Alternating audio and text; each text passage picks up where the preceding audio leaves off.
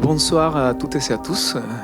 Merci beaucoup d'être ici à la Bibliothèque des Mériadec pour cette soirée des poésies péruviennes qui commence à être une tradition. Chaque printemps des poètes, on fait une soirée des poésies péruviennes ici à la bibliothèque. Merci beaucoup à la Bibliothèque des Mériadec et qui nous reçoit ici. C'est super gentil dans cet espace magnifique. J'ai le plaisir d'être ici pour vous présenter Teresa Cabrera, qui est poétesse et éditrice péruvienne, qui est arrivée hier soir du Pérou. Justement, parce qu'on a édité un livre, c'est le premier livre, son premier livre édité en français. Et voilà, c'est pour mon plaisir d'être ici à faire ça et vous présenter ces travaux qu'on fait. Je ne sais pas si ça s'entend bien, les micros, oui? Ok. Des fois, j'ai l'impression que ça coupe. Je commence par me présenter peut-être. Moi, je m'appelle Carlos Oliveira. J'ai fait partie de l'association CLAC, qui est aussi une petite maison d'édition dédiée à l'édition des livres de poésie en langue étrangère, notamment d'Amérique latine. Et voilà, je vais vous présenter un petit peu les contextes de notre projet. C'est que pourquoi on est ici aujourd'hui. Vous présenter un petit peu les livres et ensuite je vais laisser la parole à Teresa. Alors Teresa, elle parlait pas français. Donc, ce qu'on va essayer de faire, c'est de faire une traduction simultanée. Donc, moi, je vais essayer de traduire le mieux possible ces propos. Voilà, l'association CLAC, c'est une association qui existe depuis 2018. C'est une association qui promet l'interculturalité à travers les arts et notamment à travers la littérature et la poésie. La venue de Teresa s'est fait dans le cadre d'un projet qu'on appelle Les Rives Embrassées. C'est un projet qui était né pendant le confinement et à un moment où, comme tout le monde, on était un peu sans grand chose à faire. J'ai commencé à me demander des choses qui m'intéressaient vraiment et qui me manquaient un peu. Et je me suis rendu compte que la poésie, c'est quelque chose qui me manquait beaucoup. Et en même temps que la poésie péruvienne était très peu connue en France, malgré le fait qu'en Amérique latine, c'est une poésie qui est assez réputée. Je me suis dit, c'est intéressant, quand je parlais des poésies péruviennes, personne semblait connaître beaucoup sur la poésie péruvienne.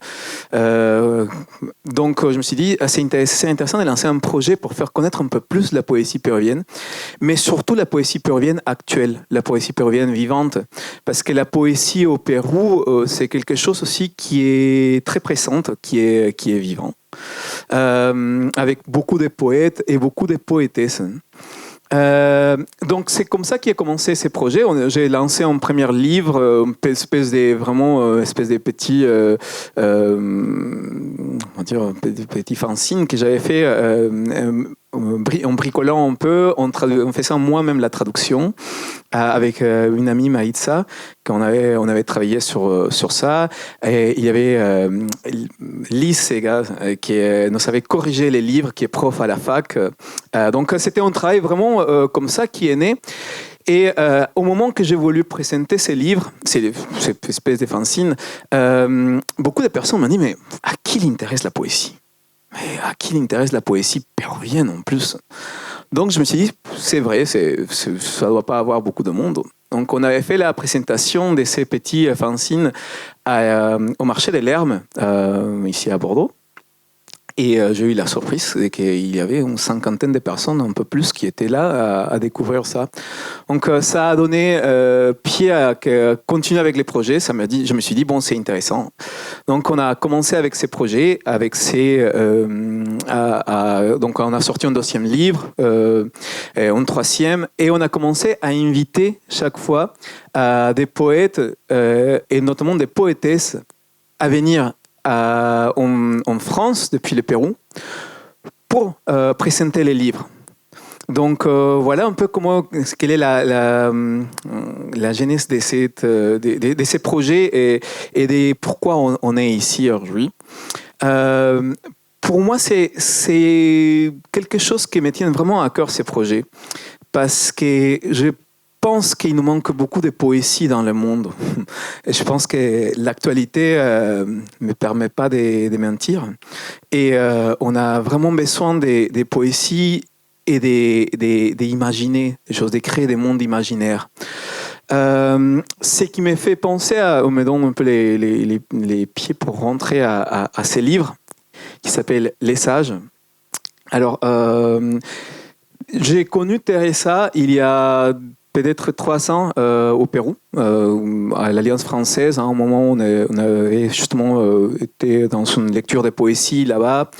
Et Teresa, qui n'est pas seulement poétesse, mais éditrice aussi. J'imagine que ça va être très dur parce qu'elle ne comprend pas ce que je dis. J'avais beaucoup aimé ces textes.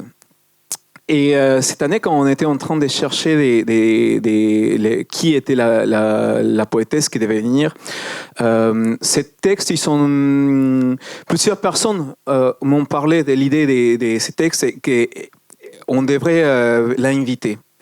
On a commencé à travailler, on a fait un petit comité de lecture avec certaines personnes qui sont autour de Claque et on était d'accord, presque tous, que c'était une super idée, qui était la personne parfaite pour venir ici. En plus, avec son double casquette d'éditrice aussi, c'est intéressant sa vision. Et on a commencé à fabriquer ces livres. Donc, je ne vais pas trop m'attarder sur les livres parce que je pense que Teresa va parler un peu sur les livres, sur sa vision de la poésie, mais simplement vous dire que c'est un livre hyper intéressant. La poésie de Teresa, c'est une poésie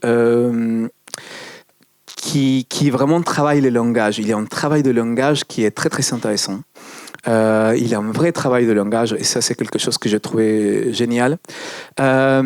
C'est une poésie qui nous ramène à des mondes imaginaires, au moins dans ma vision de comment j'ai compris le livre, parce qu'après elle va nous parler un peu plus.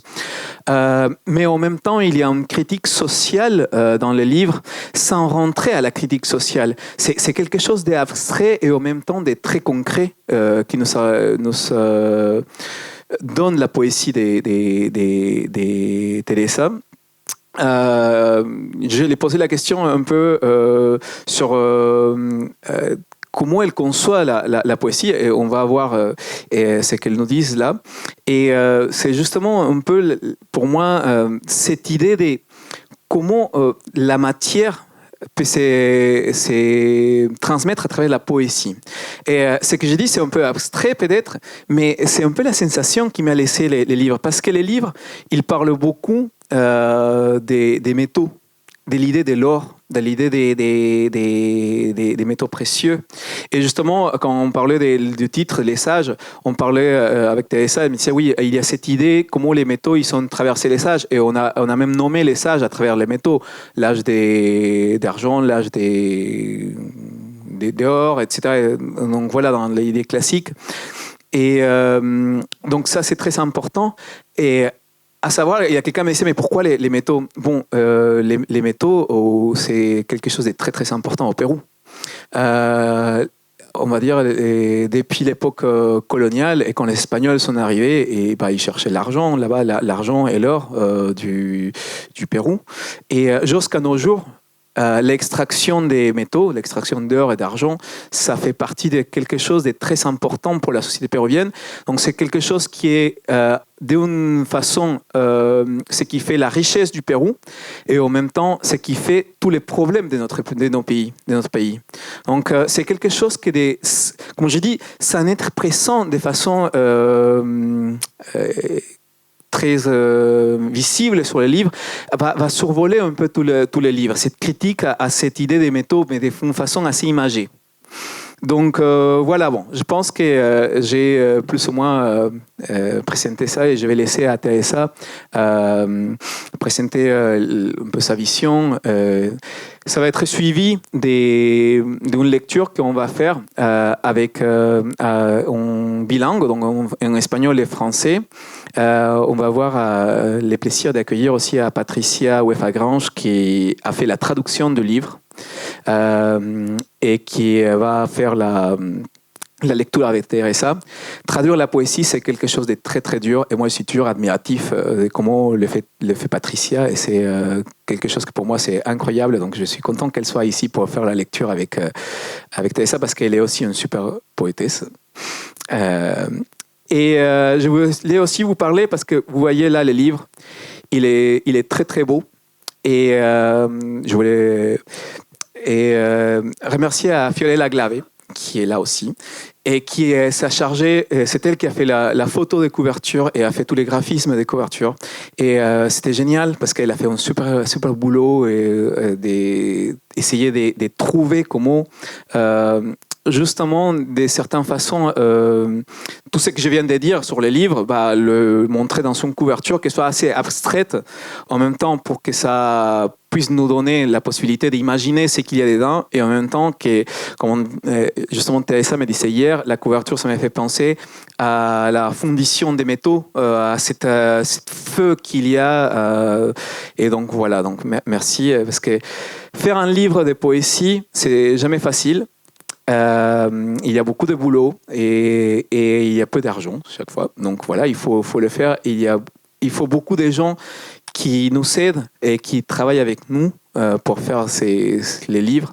Donc voilà, je vais pour le moment laisser à Teresa la parole. Donc merci à toutes les personnes qui ont travaillé avec ces livres.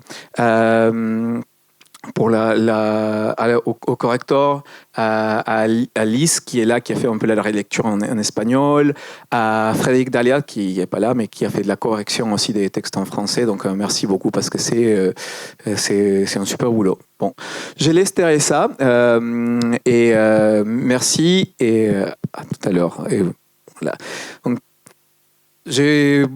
on va commencer en posant à Teresa la question de justement comment elle conçoit ces livres et comment elle a conçu ces livres.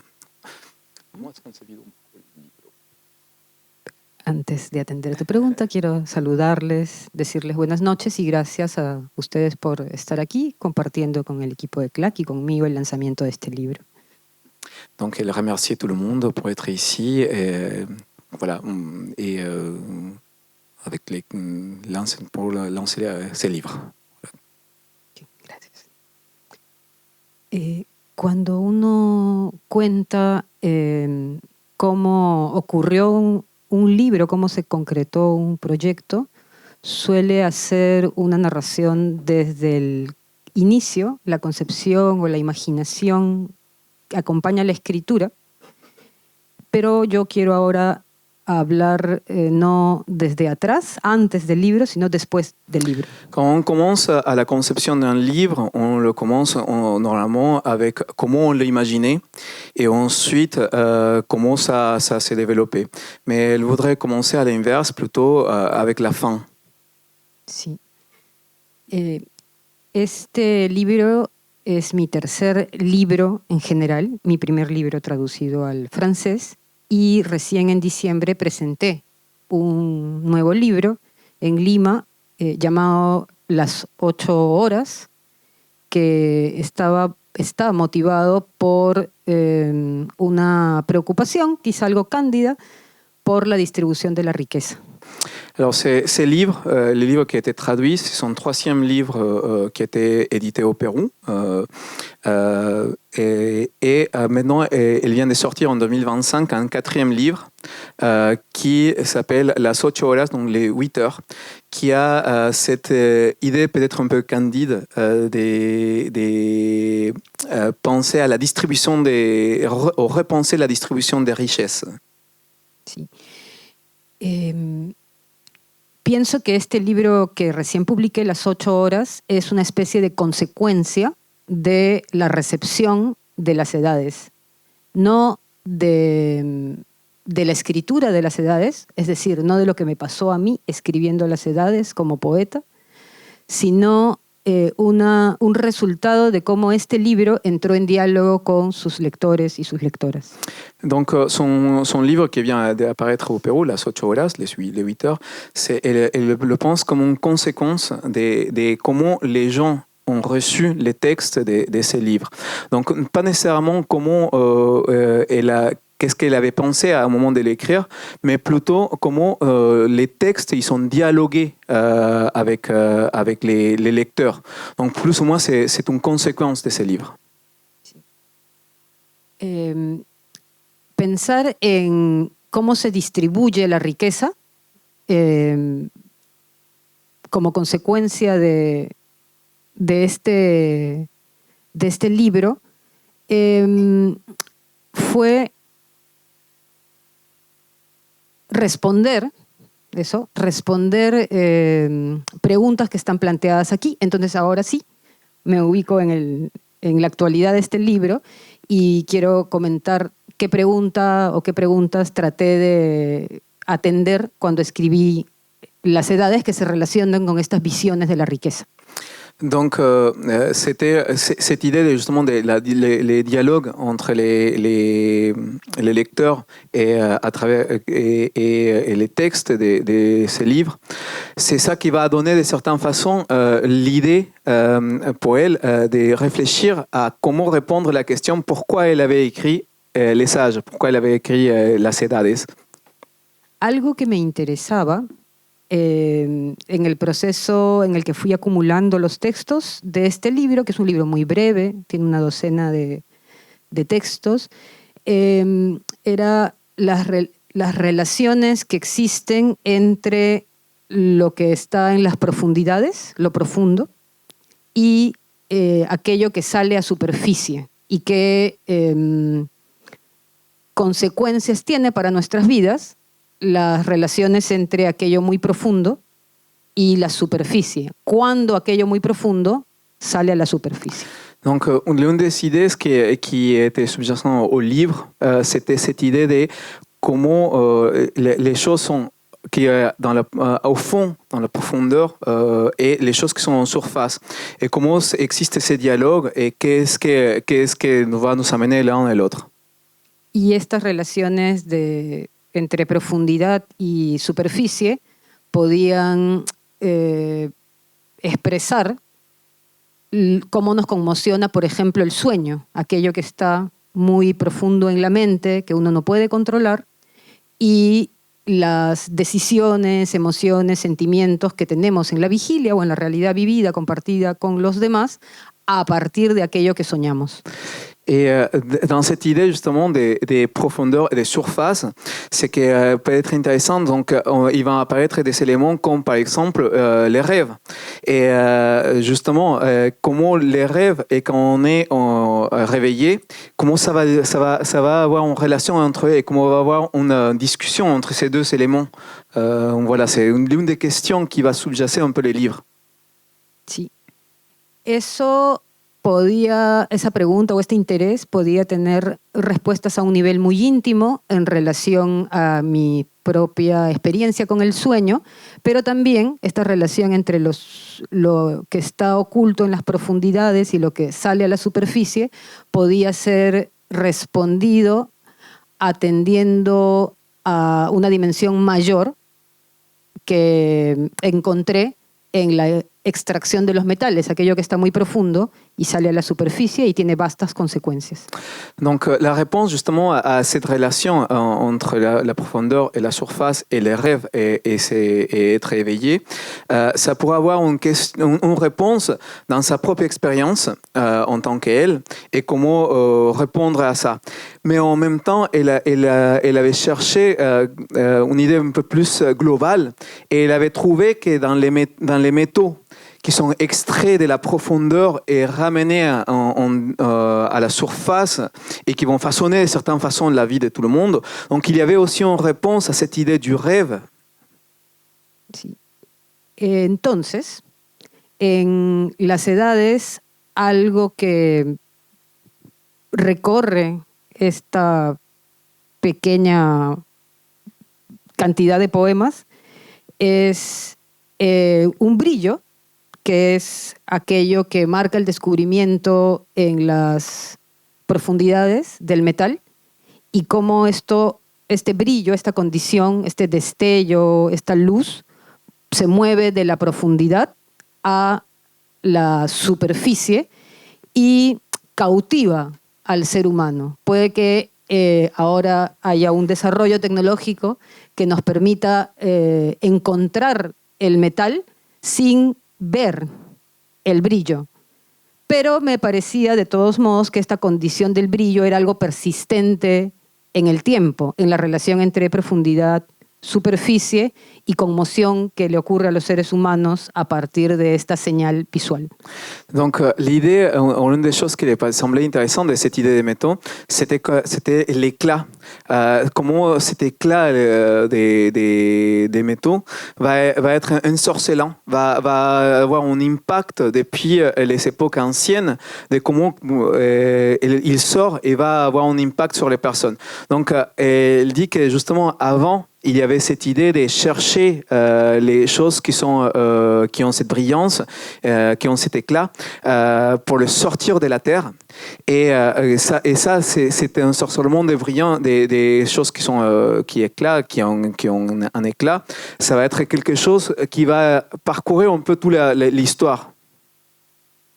Entonces, la evocación de este destello de los metales en la historia me permitía hablar del tiempo largo, ¿no? De las cosas sin tiempo, como una manera de confrontar nuestra pequeña experiencia humana frente a materias más persistentes que, además de organizar la economía en el mundo, tienen otras pequeñas, digo entre comillas, pequeñas consecuencias en nuestras vidas, como por ejemplo en aquellos lugares donde se extraen los materiales, los metales, la contaminación o la enfermedad o la codicia desmedida.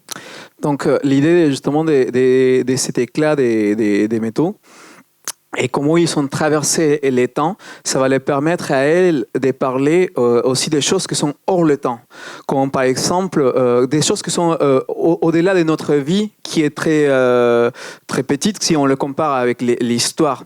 Et comment cet éclat et justement les métaux, ils vont traverser un peu tous les temps, les âges, justement, et, mais aussi de certaines façons comment ces éléments ils vont avoir un impact sur nous. Un impact, comme on disait, en nous ensorcelant de certaines façons, mais aussi un impact qui peut être très mauvais pour les populations, comme je disais un peu au départ de cette conférence. Sí. Otra de estas, no consecuencias, pero sí hechos materiales que se derivan de la extracción de los metales y que tiene amplias consecuencias en nuestras existencias, se cifra en la existencia de la moneda, ¿no? La moneda, un metal que, si bien ahora pues, se ha vuelto casi invisible por la digitalización y la financiarización, de todos modos tiene una larga persistencia en la historia humana y marca los intercambios, sea la moneda directamente, el metálica, la cuña metálica, o sea la idea de que los intercambios están regulados por una medida. Donc, un autre élément justement de ces métaux, c'est l'idée de la monnaie, de l'argent qu'on on va utiliser et que d'une certaine façon, ils vont marquer tous les échanges qu'on a, même si aujourd'hui il a presque disparu, il est plutôt numérique, mais ça continue à régler nos échanges et notre vie. Donc, cette idée, soit les monnaies en physique, ou soit en virtuel, mais ils vont avoir un impact sur nous, sur nos relations. Entonces, para ir cerrando y llegar a la lectura de los textos que espero respalden algo de lo que he dicho ahora, la idea de la conversión de mercancía a dinero, de dinero a producción y mercancía, fue de alguna manera la forma en la que yo trataba de hablar también de la poesía. Es decir,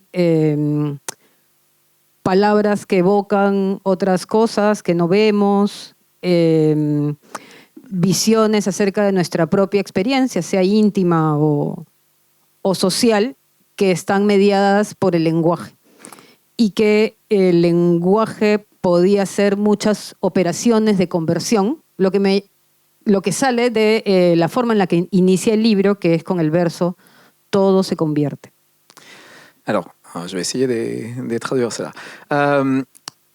Alors, donc, aussi, il y a cette relation entre les différents métaux qui va exister, mais pour elle, c'est aussi une espèce de métaphore de la poésie, parce que la poésie fait exactement un peu la même chose. Il signifie quelque chose qui n'existait pas ou qu'on ne peut pas saisir, ou à multiples significats. Donc, ça aussi, il y a dans l'idée de la parole et des mots, qui peut nous amener à faire des échanges un peu, et peut-être une matière d'échange aussi.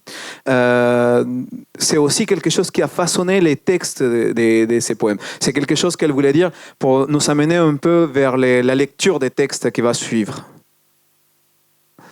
Bien, entonces lo que dije hasta ahora puede haber sonado un poco abstracto o quizá teórico, pero lo que me importaba transmitir ahora es lo que organiza el libro, y ya dentro del libro, en su propio universo, me he permitido hablar más bien de cosas muy directas que pueden ir desde la enfermedad y la muerte del padre, mi padre, o aquella conmoción que causan la intensidad de los sueños, o algunos paisajes y sentimientos alrededor del paisaje y el clima de mi ciudad, que es Lima, así como diversas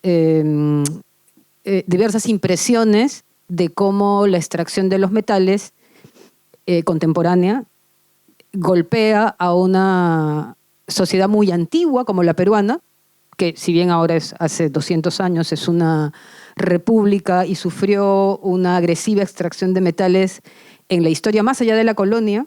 Hacia atrás también se hicieron cosas muy duras y también muy maravillosas con los metales. Et donc, pour passer elle a voulu parler de tous ces éléments abstraits, ou qui peuvent sembler très abstraits autour des métaux, pour vous présenter de certaines façons ce que sous-jacent les livres. Mais en même temps, il veut vous dire que dans les livres, il y a beaucoup d'éléments qui sont beaucoup plus concrets, beaucoup plus personnels aussi, comme par exemple la mort de son père, qui fait partie un peu des éléments qui parcourent tous les livres. L'idée de la mort, et notamment la mort de son père. Mais aussi des éléments comme les relations humaines, personnelles qu'elle peut avoir. Et aussi cette idée de comment la ville de Lima, qui est sa ville, peut avoir aussi les climats, etc., peut être dans le livre. Et finalement, aussi comment les métaux ils vont avoir une certaine violence qui va être depuis même avant la colonisation espagnole, donc qui est dans une société comme la péruvienne, qui même si elle est une république depuis 200 ans, existait beaucoup de temps avant aussi. Sin más, entonces, creo que podemos ir a la lectura de los poemas. Solo quiero decir los títulos de estos poemas ahora, para tener una lectura quizá más fluida, en todo caso más clara para mí. Vamos a leer, Espérate. sí, junto a Patricia, el poema que abre el libro, llamado Esta secuencia entra en contradicción con cualquier cronología poética. Luego leeremos El agua estancada es fácil de interpretar, que es directamente sobre el sueño. El tercer y penúltimo texto será Me piden un cero que dejo caer. Y finalmente un texto de otra figura fuerte en el libro, de la que no hablé ahora y espero que el poema hable por ella, que se titula La máquina arroja al maquinista. Donc, avant de passer à la lecture, elle voulait donner le titre des poèmes qui vont être lus ensuite. Et elle espère que les poèmes vont parler un peu de ce ou montrer tout ce qu'elle a dit de façon un peu plus abstraite avant. Donc les titres qu'elle va lire avec Patricia en français, c'est les premiers poèmes du livre, que cet ordre entre en contradiction avec toute chronologie poétique. Après, on va voir L'eau stagnée et facile à interpréter. L'eau est stagnante et facile à interpréter, qui est un texte qui est directement inspiré du rêve. Troisième texte qui va être lu, c'est Quelqu'un me demande un zéro que je laisse tomber. Et la fin, ça va être un texte qui parle de quelque chose qui aussi est sous-jacent à tous les livres, mais qu'elle a pas trop parlé là, mais elle espère que les textes vont nous expliquer un peu ça. C'est La machine m'a traîné sur plusieurs pâtés de maison vers ses raisonnements. Non, c'est pas celui-là. C'est de quoi la dernière? ¿Cuál era el último? Ah, pardon. La machine éjecte les mécaniciens. Voilà, c'était une autre machine. Pardon. Donc voilà, maintenant je vais laisser à Patricia et à Teresa. Et à la fin, on va avoir un petit temps d'échange, si vous voulez. Peut-être vous avez plein de questions, je ne sais pas, mais on va essayer de faire ça à la fin. Merci et je vous laisse avec Teresa et Patricia.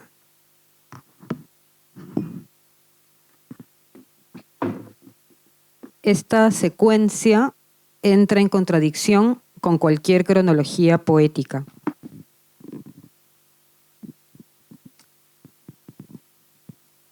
Todo se convierte, el sueño a mineral y la ceniza del sueño en una molestia que va de la lengua a una opresión en el paladar, una indagación por un nervio insensible, atrofiado, agrio, que pasa de generación en generación sin diagnóstico, de un modo oscuro. Una fiebre de un día que se fue como vino, en la infancia un confuso atragantamiento que explique que tu decisión de no cocinar hoy fue en realidad temor a la muerte. ¿Qué me dices de eso?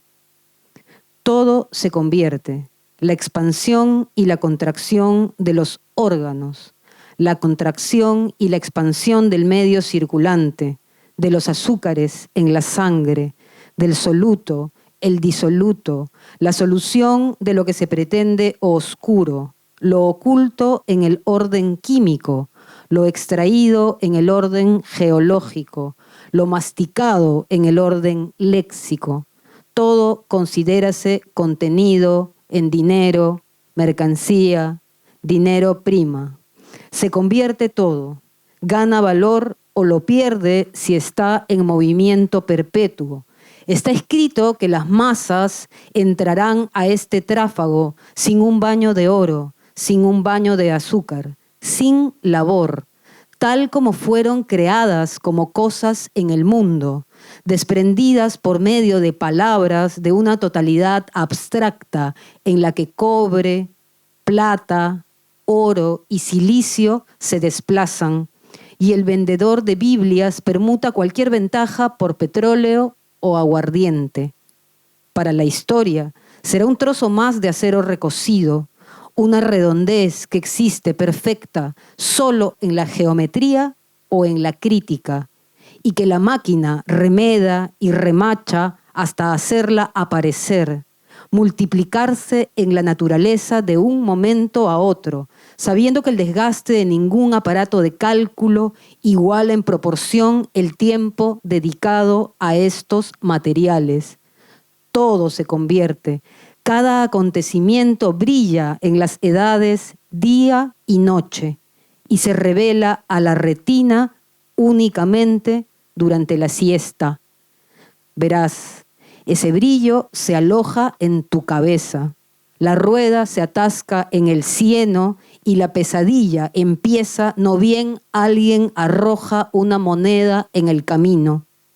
No reconoces nunca el siglo o el paisaje, pero detrás del acontecimiento sospechas otros acontecimientos y otros. Cet ordre entre en contradiction avec toute chronologie poétique. Tout se convertit. Le rêve en minéral et la cendre du rêve en une gêne qui va de la langue à une oppression dans le palais. Une investigation en quête d'un air insensible, atrophié, aigre, qui se transmet de génération en génération sans être diagnostiqué de façon obscure. Une fièvre d'un jour partie comme elle était venue dans l'enfance, une fausse route énigmatique qui explique que ta décision de ne pas cuisiner aujourd'hui était en fait due à la peur de la mort. Qu'est-ce que tu dis de ça? Tout se convertit. La dilatation et la contraction des organes, la contraction et la dilatation du milieu circulant, des sucres dans le sang, du soluté, le dissolu, la solution de ce qui est censé être obscur, ce qui est occulte dans l'ordre chimique, ce qui est extrait dans l'ordre géologique, ce qui est mastiqué dans l'ordre lexical. Tout est considéré comme contenu dans AMA'. On convertit tout. Cela gagne ou perd de la valeur si c'est en mouvement perpétuel. Il est écrit que les masses entameront cette besogne sans un bain d'or, sans un bain de sucre, sans labeur, telles qu'elles ont été créées comme des choses dans le monde, détachées au moyen de mots d'une totalité abstraite dans laquelle cuivre, argent, or et silicium se déplacent. Et le marchand de Bible troque tout avantage contre du pétrole ou de l'eau de vie. Pour l'histoire, ce sera un bout d'acier recuit de plus, une rondeur dont la perfection n'existe que dans la géométrie ou la critique et que la machine copie et rivette jusqu'à la faire apparaître, se multiplier dans la nature d'un moment à l'autre, sachant que l'usure d'aucun dispositif de calcul n'est proportionnellement égale au temps dédié à ces éléments. Tout se convertit. Chaque événement brille dans les âges, jour et nuit, et ne se révèle à la rétine que pendant la sieste. Tu verras, cette brillance se loge dans ta tête, la roue s'enlise dans la boue, et le cauchemar commence dès que quelqu'un lance une pièce sur le chemin. Tu ne reconnais jamais le siècle ou le paysage, mais derrière l'événement, tu pressens d'autres événements et d'autres encore.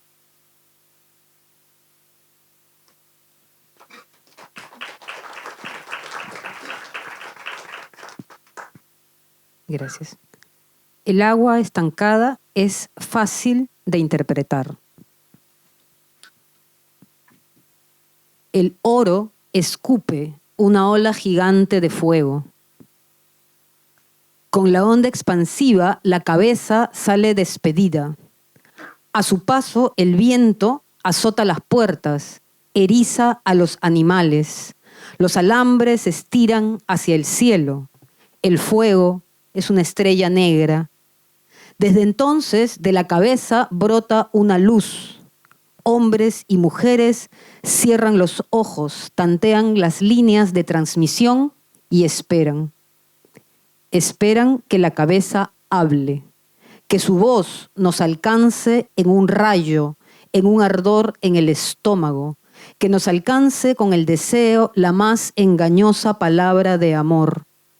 El agua estancada es fácil de interpretar, mas si de pronto una cabeza iluminada cae al bebedero, alguien intenta apagarla, desactivarla, destejer el cable de hierro que la une a tu nervio óptico, crujidos que viajan en otra frecuencia. Ajusten sus receptores, reinicien sus teléfonos. ¿Reescribir qué? ¿Traducir qué? No tiene sentido, reclaman llorando en la asamblea mientras reparten instrucciones. No tiene sentido, confirma la burbuja. De eso se trata, ruge la cabeza desde el fondo del bebedero. La estrella puso mensajes en mi mente para que mi mente estalle y sus partículas encarnen máquinas del más reciente modelo. Si no estalla, no sirve. Su llamarada es la ruina. La ruina, repitió la burbuja. Si no estalla, no hay nada que esperar. L'eau stagnante est facile à interpréter. L'or crache une vague géante de feu. Avec l'onde de choc, la tête s'en va congédier. À son passage, le vent fouette les portes, hérisse les animaux. Les fils de fer s'étirent vers le ciel. Le feu est une étoile noire. Dès lors, de la tête sourd une lumière. Hommes et femmes ferment les yeux, palpent les lignes de transmission et attendent. Attendent que la tête parle, que sa voix nous parvienne dans un éclair, dans une brûlure d'estomac, que nous parvienne avec le désir, le mot d'amour le plus trompeur. L'eau stagnante est facile à interpréter. Mais si soudain, une tête illuminée tombe dans l'abreuvoir, quelqu'un essaie de l'éteindre, de la désactiver, de décider de tisser le câble de fer qui la relie à ton nerf optique. Crissement qui voyage sur une autre fréquence. Ajustez vos récepteurs, réinitialisez vos téléphones. Réécrire quoi? Traduire quoi? Cela n'a pas de sens, se plaint-on en pleurant dans l'assemblée pendant qu'on distribue des instructions. Cela n'a pas de sens, confirme la bulle. C'est de cela qu'il est question, rugit la tête du fond de l'abreuvoir. L'étoile a placé des messages dans mon esprit pour que mon esprit explose et que ces particules incarnent des machines du dernier modèle.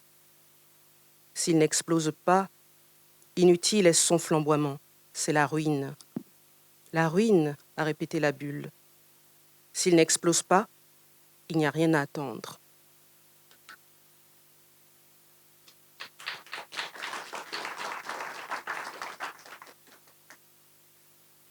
Alguien me pide un cero que dejo caer. En un respingo, de pie, el pasajero libera entre nosotros visiones de su sueño. El chofer estampa el bus contra un muro de contención. Lentamente, la arena nos va cubriendo. En otra visión, el chofer busca el periódico. Avanza el crucigrama mientras espera el pase de rojo a verde. Le sacude la arena. Caen algunas letras. Ahí empieza mi visión. Les hablaré de mi visión. Se descomponen los tipos de la primera plana. Nadie puede reconstruir la cifra del oro extraído de las profundidades. Alguien me pide un cero que dejo caer. Pronto, en el futuro, seremos juzgados. Les recuerdo que les estoy hablando de mi visión. Un cero que dejo caer en un rincón de agua florida. Removí toneladas para encontrar un filamento. Removí toneladas de tierra, toneladas de historia y azogue. Repetí en el fondo los oscuros ejercicios, la respiración, la atracción, la química pura, las aleaciones del sentido, Hice la cola de los medicamentos. En la soledad de la convalecencia encontré la nota más alta de mi cuerpo y la dejé caer. La máquina remayó todos los bordes, agotó el carrete y de pronto rugió por más. Un 1, un 0, una secuencia de órdenes, un ruidoso intercambio sin deseos. Fue así como perdí un brazo. El camión no pudo detenerse a tiempo. En una curva cerrada se retorció el hueso del lenguaje. El pájaro de la noche cantó su consigna a sorbos, robó la médula y firmó los papeles como todo un profesional. El sello era falsificado. Rebotó 3 veces sobre la superficie. La piedra quedó muda. No hubo bosque ni complejo habitacional en pie tras el fuego. Ruge una botella con el pico roto y ¡poc! El casco del policía. Frenó en seco. Testigos refieren una moto con circulina. Las cuentas de plástico del rosario rodaron en orden hasta la caca del primer caballo. Cemento fresco para escribir mi nombre, mi número de DNI. Un zapato alza el vuelo. La elipse descrita por el chorro de agua sobre la tanqueta. La olla de oro relincha, la olla de oro destella, la olla de oro relumbra, la olla de oro se hincha, la olla de oro rebalsa, la olla de oro revienta. El tegumento estalla en pedazos. Quelqu'un me demande un 0 que je laisse tomber. Dans un sursaut debout, le passager libère parmi nous des visions de son rêve. Le chauffeur précipite le bus contre un mur de soutènement. Le sable nous recouvre lentement. Dans une autre vision, le chauffeur cherche le journal, avance sur ses mots croisés en attendant que le feu passe au vert. Il époussette le sable, quelques lettres tombent. C'est là que ma vision commence. Je vais vous parler de ma vision. Les types à la une se décomposent. Personne ne peut reconstituer le chiffre de l'or extrait des profondeurs. Quelqu'un me demande un 0 que je laisse tomber. À brève échéance, nous serons jugés. Je vous rappelle que je vous parle de ma vision. Un 0 que je laisse tomber dans un coin d'agua de Florida. J'ai remué des tonnes pour trouver un filament. J'ai remué des tonnes de terre, des tonnes d'histoire et de mercure. Au fond, j'ai répété les obscurs exercices, la respiration, la traction, la chimie pure, les alliages du sens. J'ai fait la queue pour les médicaments. Dans la solitude de la convalescence, j'ai trouvé la note la plus haute de mon corps et je l'ai laissée tomber. La machine a remaillé toutes les bordures, épuisé la bobine, et soudain, elle a rugi pour en avoir plus. Une unité, un 0, une série d'ordres, un échange bruyant, sans désir. C'est ainsi que j'ai perdu un bras. Le camion n'a pas pu s'arrêter à temps. Dans un virage en épingle à cheveux, l'os du langage s'est tordu. L'oiseau de la nuit a chanté sa consigne. À petite gorgée, il a volé la moelle et signé les papiers comme un vrai professionnel. Le tampon était falsifié, il a ricoché à 3 reprises sur la surface. La pierre est restée muette. Aucune forêt, aucun complexe résidentiel n'est resté debout après l'incendie. Une bouteille au col cassé rugit et poc, le casque du policier a freiné brusquement. Les témoins parlent d'une moto à gyrophare. Les grains en plastique du chapelet ont roulé dans l'ordre jusqu'au caca du premier cheval. Ciment frais pour écrire mon nom, mon numéro de CNI. Une chaussure prend son envol, l'ellipse décrite par le jet d'eau sur la chenillette. Le chaudron d'or hennit. Le chaudron d'or scintille. Le chaudron d'or étincelle. Le chaudron d'or enfle. Le chaudron d'or déborde. Le chaudron d'or éclate. Le tégument explose en morceaux.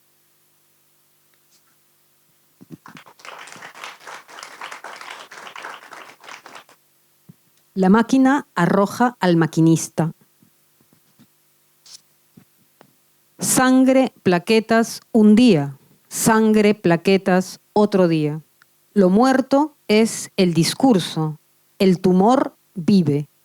Lo muerto es todo lo que ya no está en el análisis, sangre, plaquetas, incordio, luz natural bajo la que se acomodan las bacterias, los deseos, la astilla, la chispa del metal. Dije luz natural y un rayo sobre el microscopio arruina el encuadre, retrasa la investigación, rompe el paisaje, activa la alarma. Sobreviene la sobrecarga de medicamentos, de celos, sangre, plaquetas, mercadería, medida de todas las cosas, medida de la destrucción de todas las cosas que fueron organizadas por el pensamiento en el pensamiento.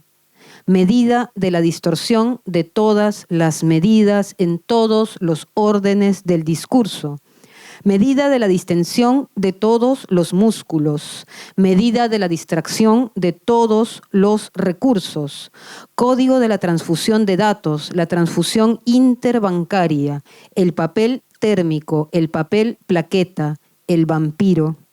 El dominio del trabajo muerto sobre el trabajo vivo, la máquina que no sabe decir sus cosas y a cambio arroja los objetos a un flujo eterno del decir ajeno. Para la máquina, la cigüeña tocaba el saxofón detrás del palenque de paja. Para la máquina, el murciélago hindú comía veloz cardillo y kiwi. Yo, feliz. Tú, feliz.